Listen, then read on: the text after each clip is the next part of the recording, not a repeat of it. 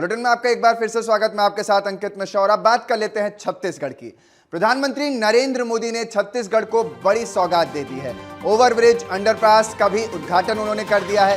शिलान्यास करके 1500 ओवरब्रिज अब छत्तीसगढ़ को मिल चुके हैं। अंडरपास का भी इस मौके पर शिलान्यास किया गया है। इस शिलान्यास में रायपुर रेलवे स्टेशन से वर्चुअली शुभारंभ किया है प्रधानमंत्री नरेंद्र मोदी ने। आज देश के प्रधानमंत्री नरेंद्र मोदी छत्तीसगढ़ को बड़ी सौगात देते नजर आए। रोड ओवरब्रिज अंडरपास, तो देखिए ओवरब्रिज अंडरपास का उद्घाटन इस मौके पर किया गया है। 1500 ओवरब्रिज और अंडरपास का शिलान्यास आज प्रधानमंत्री नरेंद्र मोदी ने इस मौके पर किया है। तो ये बड़ी जानकारी आपको दे रहे हैं, तस्वीरें दिखा रहे हैं उस वक्त की जब आज देश के यशस्वी प्रधानमंत्री नरेंद्र मोदी ने छत्तीसगढ़ को बड़ी सौगात दी है। और इस सौगात में रोड ओवरब्रिज अंडरपास कौशल्यस्कर राष्ट्र को समर्पण कर दिया है। अमृत भारत स्टेशन योजना के तहत 554 रेलवे स्टेशनों के पुनर्विकास और 1500 रोड ओवरब्रिज एवं अंडरपास का उद्घाटन इस मौके पर किया है। प्रधानमंत्री नरेंद्र मोदी रायपुर रेलवे स्टेशन से वर्चुअली शुभारंभ इस मौके पर कर रहे थे। कौशल्यस्कर रोड ओवरब्रिज अंडरपास भी राष्ट्र को समर्पित कर दिया है। इस पर करीब 41,000 करोड़ रुपए की लागत आई है। अमृत भारत स्टेशन योजना के तहत पुनर्विकास के लिए अब तक 1318 स्टेशनों की पहचान की जा चुकी है। ये तस्वीरें उसी कार्यक्रम की देख रहे हैं जहां प्रधानमंत्री ने वर्चुअली इस पूरे कार्यक्रम का इनॉग्रेशन किया है, यानी इसका शुभारंभ आज से कर दिया है। मेरे साथ मेरे सहयोगी हिमांशु पटेल ज्यादा जानकारी के साथ फोनलाइन पर जुड़ चुके हैं। हिमांशु, आज इस कार्यक्रम से प्रदेश को कई सौगात मिल गई और यहां तक कि प्रधानमंत्री ने कहा कि पहली सरकारों में जो रेल का बजट था वो 45,000 करोड़ था और हमने 2.5 लाख इसका कर दिया, 2.5 लाख हजार करोड़ तक बढ़ा दिया है। देखिए, जिस तरह से छत्तीसगढ़ को बड़ी सौगात जो है प्रधानमंत्री नरेंद्र मोदी देने जा रहे हैं, इसमें छत्तीसगढ़ में करोड़ों रुपए का विकास है। लगातार आज तीसरा दिन है। जिस तरह से 34,400 करोड़ का पहले दिन सौगात देने के बाद कल प्रधानमंत्री ने कई लैब का उद्घाटन शिलान्यास वर्चुअल रूप से किए हैं। वहीं छत्तीसगढ़ में करोड़ों रुपए का सौगात लगातार देते आ रहे हैं। जिस तरह से आज 2700 करोड़ रुपए की लागत से अमृत भारत स्टेशन का शिलान्यास वो करेंगे। PM Modi 83 road overbridge underbridge का शिलान्यास और राष्ट्र को समर्पित करेंगे, जिसमें आज दोपहर 12 बजे वीडियो कॉन्फ्रेंसिंग के माध्यम से नरेंद्र मोदी इसमें शामिल होंगे। छत्तीसगढ़ में पुनर्विकसित किए जा रहे 21 स्टेशन तथा 83 रोड ओवरब्रिज अंडरब्रिज, ये तमाम चीजों को लगातार वो शिलान्यास और लोकार्पण कर रहे हैं ताकि बेहतर से बेहतर सुविधाएं जो आम जनता को मिल सके। छत्तीसगढ़ में पुनर्विकसित किए जा रहे 17 स्टेशन को भी शिलान्यास आज किया जाएगा, जिसमें कोरबा से लेकर दल्ली राजरा भानुप्रतापपुर मंदिरों से भिलाई तमाम शहर से लेके आउटर तक की जो क्षेत्र है वो शामिल है। इसमें रेलवे को एक बेहतर व्यवस्था सुविधा जो है जनता को देने जा रहे हैं ताकि किसी प्रकार की तमाम जो शिकायतें हैं वो रेलवे प्रबंधन की ओर से सरकार और केंद्र सरकार की ओर से जनता को न मिले। हिमांशु, देखिए पूरा कार्यक्रम हो गया और आज प्रधानमंत्री ने जो बड़ी बातें कही हैं उसमें ये भी बोला है कि अगले आने वाले सालों में रेलवे इंफ्रास्ट्रक्चर को और भी मजबूत कर दिया जाएगा, क्योंकि इससे रोजगार भी मिलता है, समय पर सामान भी मिलता है और यूं कह लें कि अंतर्राष्ट्रीय स्तर पर देश की छवि भी बेहतर होती है। निश्चित तौर पर जिस तरह से लगातार जो छत्तीसगढ़ में रेल कैंसल होने के जो मसला चल रहा है उससे लेकर कहीं न कहीं जो है रेलवे प्रबंधन को काफी फजीहत यहाँ पर हो रही है। लोग काफी नाराजगी यहाँ पर चल रही है, क्योंकि रोजाना आए दिन हर दूसरे दिन 33 से 35, 100, 50 ऐसे ट्रेनें रद्द होती जा रही। तो लगातार रेलवे पर भरोसा जो जनता का भी कहीं न कहीं अब कमी होती दिखाई दे रही है। इस कमी को बेहतर सुविधाएं देकर जनता को दुरुस्त तमाम जो व्यवस्था है उसे दुरुस्त कर एक बेहतर सुदृढ़ व्यवस्था जो है सरकार की ओर से दी जाएगी, तो निश्चित तौर पे रेलवे पर भरोसा सरकार का फिर से एक बार जो आम जनता का है वो बरकरार होगा। जी, छत्तीसगढ़ के कई ऐसे इलाके भी हैं हिमांशु जो नक्सली प्रभावित रहे हैं, जहां तक आसानी से पहुंच बनाना मुश्किल है। कई बार हम खबरें भी सुनते हैं कि रेलवे ट्रैक को क्षतिग्रस्त कर दिया जाता है, रास्तों को क्षतिग्रस्त कर दिया जाता है, लेकिन लगातार जो सरकार की कोशिश है दूर दराज तक सुविधा पहुंचाने की, इस जरिए, इस कार्यक्रम के जरिए आप इसको कैसे देख रहे हैं? उन क्षेत्रों तक पहुंच बढ़ाया और मजबूत किया जा रहा है सुरक्षा के लिहाज से भी। निश्चित तौर पे जिस तरह से कई प्रयास जो है सरकार की ओर से किए जा रहे हैं कि जब साफ तौर पर हमने देखा है कि विधानसभा चुनाव के पहले डबल इंजन की सरकार एक नाम जो दिया गया है कि केंद्र में भाजपा की सरकार और राज्य में भाजपा की सरकार यदि रहेगी तो छत्तीसगढ़ में चौमुखी विकास की गाथा गढ़ेंगे, विकसित भारत का संकल्प लेकर जिस तरह से प्रधानमंत्री और राज्य सरकार काम कर रही है, तो निश्चित तौर पे विकसित भारत और विकसित छत्तीसगढ़ का नारा को बुलंद करते हुए यहाँ पर जिस तरह से तेजी से सौगातें यहाँ पर दी जा रही है, तो निश्चित तौर पे वो कितना कारगर होगा कि ये तमाम जो शिलान्यास, उद्घाटन, लोकार्पण है जो हो रहा है, उसका लाभ कब तक जनता को मिलेगा, ये कहीं ना कहीं एक बड़ा सवाल है। लेकिन जिस तरह तेजी से लगातार शिलान्यास और उद्घाटन हो रहा है, तो निश्चित तौर पर छत्तीसगढ़ की जनता को राहत के साथ साथ ठीक है, चौमुखी विकास की ओर यह दिशा दिखाई दे रही है। ठीक है, बहुत बहुत शुक्रिया हिमांशु, तमाम जानकारी देने के लिए। प्रधानमंत्री श्री नरेंद्र मोदी ने छत्तीसगढ़ के कबीरधाम जिले के करवधा जिला अस्पताल में हमर lab integrated public health laboratory का वर्चुअल लोकार्पण किया। प्रधानमंत्री ने गुजरात के राजकोट से आयुष्मान भारत विकसित भारत कार्यक्रम के तहत हमर lab integrated public health laboratory का वर्चुअल लोकार्पण आज कर दिया है। जिला अस्पताल में अत्याधुनिक हेल्थ लैब स्वास्थ्य सुविधाओं के लिए विस्तार होने से जिले वासियों को भविष्य में 114 प्रकार के लैब टेस्ट की सुविधा अब से मिलने लगेगी। करवधा जिला अस्पताल में वर्तमान में 70 प्रकार के लैब टेस्ट की सुविधा अब तक उपलब्ध थी। वहीं प्रधानमंत्री नरेंद्र मोदी के वर्चुअली लोकार्पण के अवसर पर कलेक्टर जन मेजय महोबे और जिला पंचायत सीईओ संदीप अग्रवाल सहित जिला मुख्य चिकित्सक एवं स्वास्थ्य अधिकारी डॉक्टर बीएल राज विशेष रूप से उपस्थित भी इस मौके पर रहे हैं। इस अवसर पर प्रधानमंत्री मोदी ने वर्चुअली लोकार्पण करते हुए कहा कि हमारा भारत देश एक विकसित भारत संकल्प के साथ तेजी के साथ आगे बढ़ रहा है। मुख्यमंत्री प्रदेश के विष्णुदेव साय और उप मुख्यमंत्री विजय शर्मा के आग्रह पर कबीरधाम जिला अस्पताल में अत्याधुनिक हेल्थ लैब की सुविधा का किया गया है, एक तरीके से उद्घाटन कर दिया गया है। इस वक्त की बड़ी खबर सामने आ रही है। माघ पूर्णिमा पर 3 दिवसीय सिरपुर महोत्सव का आयोजन किया जाएगा, जिसमें खुद मुख्यमंत्री विष्णुदेव साय के समापन समारोह में शामिल होने की खबर सामने आ रही है। महोत्सव में पहली बार गंगा आरती का भी आयोजन किया जा रहा है। समारोह में बॉलीवुड कलाकार अभिजीत सावंत प्रस्तुति देते हुए नजर आएंगे। गायन यानी एक अच्छा गीत वहां पर सुनने को मिलेगा। शाम 6 बजे ये पूरा जो दिवसीय सिरपुर महोत्सव है, इसका समापन होगा। महोत्सव में पहली बार गंगा आरती का भी आयोजन किया जा रहा है और इस मौके पर खुद मुख्यमंत्री विष्णुदेव साय भी पहुंचते हुए नजर आएंगे। माघ पूर्णिमा पर यह 3 दिवसीय सिरपुर महोत्सव का आयोजन है। श्री विष्णुदेव साय समारोह में शामिल होंगे। जब समापन समारोह होगा तो उसमें वो शिरकत करते नजर आएंगे। बॉलीवुड से भी अभिजीत सावंत जो बॉलीवुड कलाकार हैं, सिंगर हैं, वो गायक हैं, वो भी इसमें अपनी प्रस्तुति प्रस्तुत करते हुए नजर आएंगे। बड़ी जानकारी आपको दे रहे हैं। माघ पूर्णिमा पर 3 दिवसीय सिरपुर महोत्सव का यह आयोजन होने जा रहा है, जिसमें मुख्यमंत्री विष्णुदेव साय समापन समारोह में शामिल होंगे, तो वहीं बॉलीवुड के गायक भी इसमें अपनी प्रस्तुति पेश करते नजर आएंगे। विधानसभा के बजट सत्र का आज 15वां दिन है। सदन में सीजीएमएससी के जरिए दवा वितरण की अनियमितता का मुद्दा भी गूंजेगा।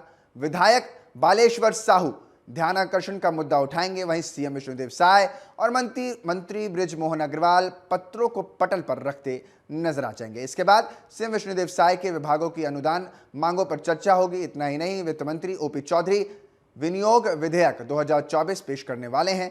विधायक बालेश्वर साहू सीजीएमएससी ने दवा वितरण में अनियमितता किए जाने की ओर स्वास्थ्य मंत्री का ध्यान आकर्षित करेंगे। वित्त वर्ष 2023-24 की अनुदान मांगों पर आज सीएम विष्णुदेव साय के विभागों पर चर्चा भी होगी। वित्त मंत्री ओपी चौधरी छत्तीसगढ़ विनियोग विधेयक 2024 का पुनः स्थापना आज करते नजर आएंगे। बजट सत्र के 14वें दिन सदन में प्रश्नकाल के दौरान जर्जर और भवन विहीन स्कूलों का मामला गूंजा था। इसके साथ ही विधायक धर्मलाल कौशिक ने सदन में दवाओं में मिलावट का मामला उठाया था। वहीं पाठ्य पुस्तक निगम में कागज खरीदी में गड़बड़ी का मुद्दा भी गरमाया था। यहीं यानी कल कुल मिलाकर 31 ध्यानाकर्षण पर सवाल किए गए थे। रायपुर विधानसभा का आज 15वां दिन है।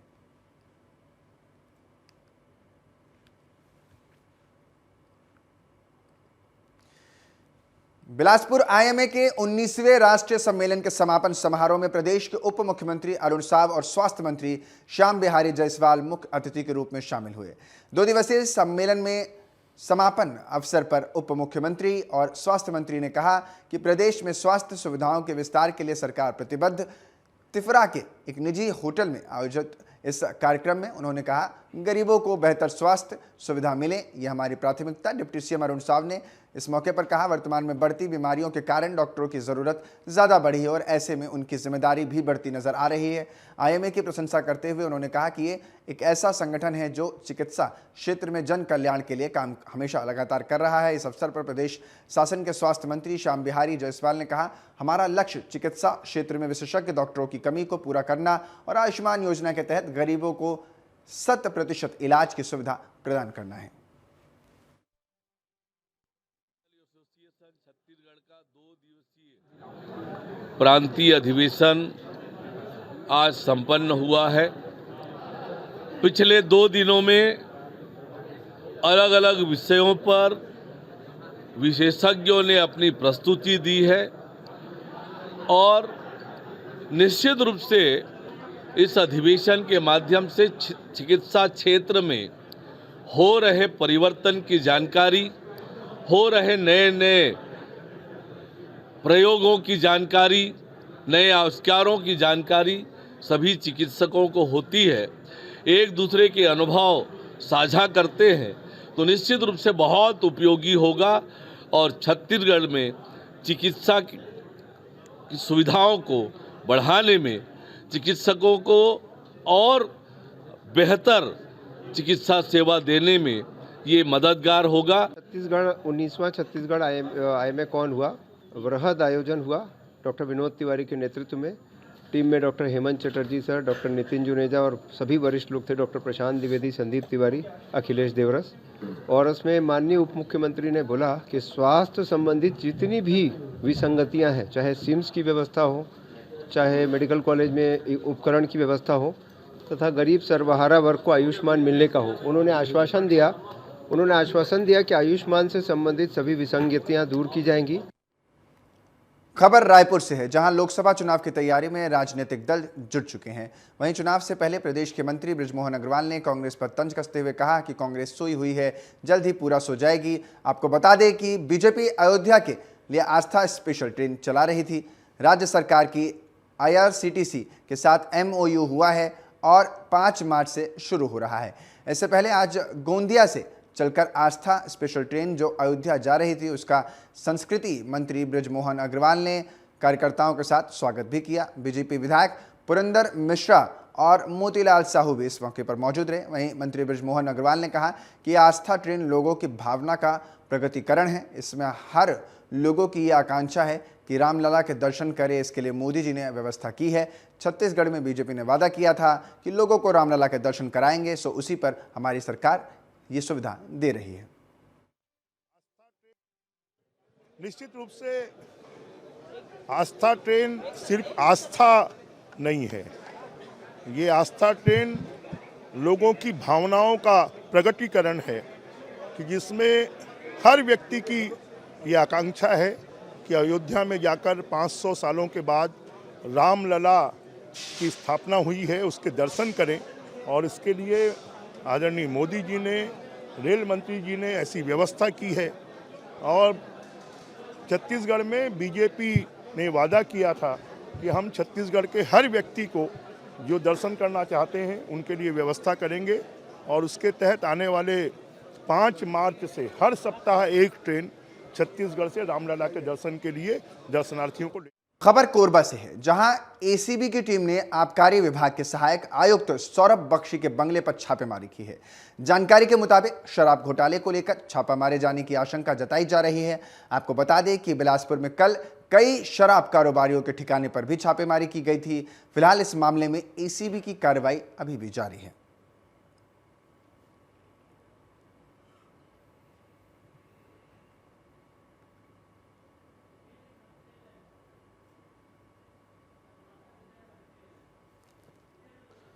तो मेरे साथ मेरे सहयोगी जितेंद्र ज़्यादा जानकारी के साथ जुड़ गए हैं। जितेंद्र, आबकारी विभाग पर ये जो कार्रवाई हो रही है, ACB की कार्रवाई है, क्या ये पूरी कार्रवाई है और कल किन लोगों पर ये कार्रवाई की गई थी? जी बताना चाहूंगा जी, सिविल लाइन थाना अंतर्गत जो एरिया आता है वहाँ पर सौरभ बख्शी के यहाँ सीबीआई द्वारा छापा मारी गई। ये पूरी शराब घोटाले को लेकर उनकी घर पे छानबीन की जा रही है। जी जितेंद्र, तो ये आज भी किस किस जगहों पर छापेमारी चल रही है? किन किन लोगों के आवास पर या ऑफिस पर छापे पड़ रहे हैं? दफ्तर पे तो नहीं मारा गया, उनके जो व्यक्तिगत जो घर है उनके यहाँ। ठीक है, बहुत बहुत शुक्रिया तमाम जानकारी देने के लिए जितेंद्र।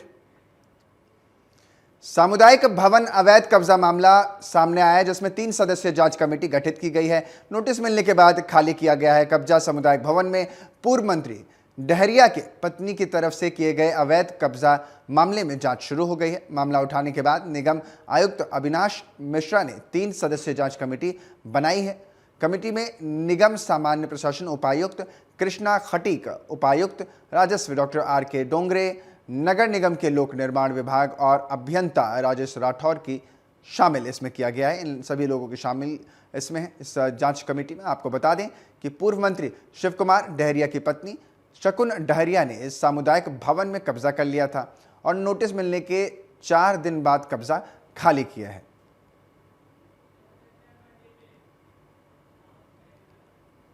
राजधानी रायपुर से बड़ी खबर सामने आ रही है, जहां बड़े भाई ने छोटे भाई की गोली मारकर हत्या कर दी है। घटना विधानसभा स्थित सफायर ग्रीन फेज 2 की बताई जा रही है। पुलिस से मिली जानकारी के अनुसार आरोपी बड़े भाई पीयूष झा ने अपने छोटे भाई को गोली मारकर जान ले ली है। भाई पीयूष झा ने अपने छोटे भाई के साथ ड्रोन रिपेयर का काम करते थे। आए दिन दोनों के बीच विवाद किसी न किसी बात को लेकर होता रहता था। घटना के वक्त आरोपी नशे की हालत में थे। पुलिस ने आरोपी को गिरफ्तार कर लिया है। पिस्तौल भी जब्त कर ली गई है, जिससे गोली चलाई गई है। ये जानकारी सामने आ रही है, जहां एक भाई ने ही दूसरे भाई की जान ले ली है।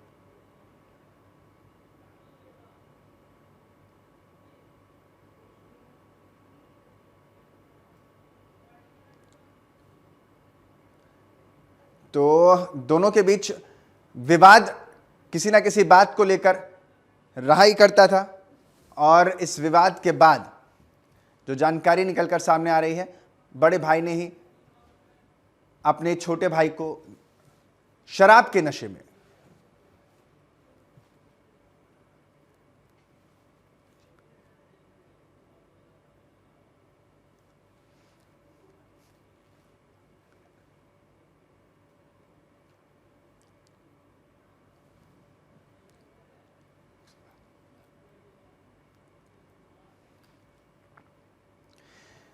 आज बीजेपी अध्यक्ष जेपी नड्डा ने विकसित भारत रथ, जो प्रचार रथ चलने वाला था, उसको हरी झंडी दिखा दी है। तस्वीरें हम दिखा रहे हैं आपको। ये विकसित भारत के नाम से मोदी की गारंटी का रथ है, जो तमाम कॉन्स्टिट्यूएंसीज में जाएगा और वहां पर बीजेपी द्वारा लाइव तस्वीरें हम आपको दिखा रहे हैं। विकसित भारत मोदी की गारंटी रथ को हरी झंडी दिखाई गई है। तमाम कॉन्स्टिट्यूएंसीज में ये जाएगा और बीजेपी के द्वारा राज्य और सरकारी या ये कह लें राज्य सरकार और केंद्र सरकार द्वारा किन किन योजनाओं को लॉन्च किया गया है, जनता तक पहुंची है, उसको लेकर के ये बताता नजर आएगा। और ये कार्यक्रम दिल्ली से आप देख रहे हैं। बीजेपी अध्यक्ष जेपी नड्डा हरी झंडी दिखाते हुए, तस्वीरें अब से कुछ समय पहले की हैं और एक एक करके इन तमाम रथों को यहां से आगे की तरफ बढ़ा दिया गया है। बड़े स्तर पर यह कार्यक्रम आज भारतीय जनता पार्टी के दिल्ली दफ्तर में किया गया है, जहां प्रचार के लिए तमाम रथ शामिल हैं, जो हर एक कॉन्स्टिट्यूंसी में जाएंगे और हर ये रथ जो है कॉन्स्टिट्यूंसी में पहुंचेंगे और कोशिश जो है कि इन रथों के जरिए बीजेपी अपने चुनाव अभियान को और मजबूत कर सकेगी। तो ये बड़ी जानकारी आपको हम दे रहे हैं।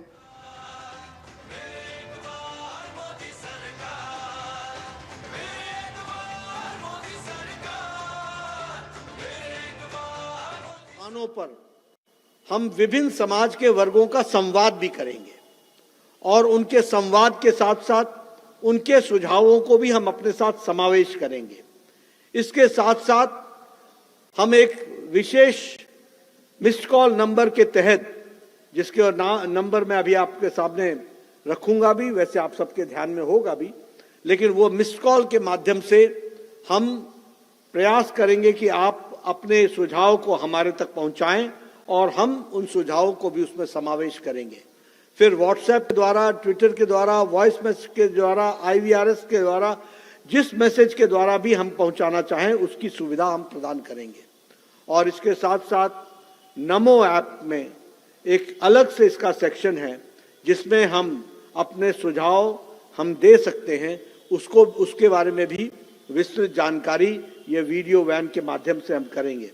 तो हर तरीके से पीपल्स पार्टिसिपेशन हो सके, हर तरीके से जनता जनार्दन की आकांक्षाएं हम तक पहुंचे और मोदी जी के नेतृत्व में अगले 2024 से अगले 5 वर्षों में उन आकांक्षाओं को हम पूरा करें और अमृत काल में विकसित भारत और आत्मनिर्भर भारत की तरफ लंबी छलांग लगाने के दृष्टि से हम उसको पूरा करेंगे। ये हमारा संकल्प है।